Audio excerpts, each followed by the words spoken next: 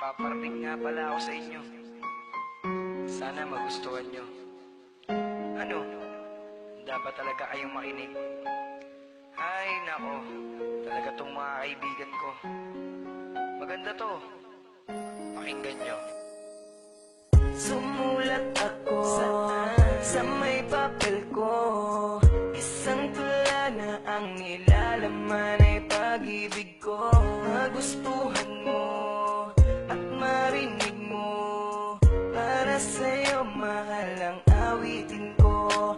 At ikaw ang mamahalin hanggang sa pagtanda ko na rin. Ang maging tayo ay mahal ka na rin.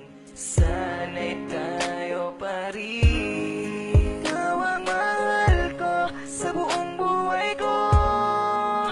Kahit na masaktan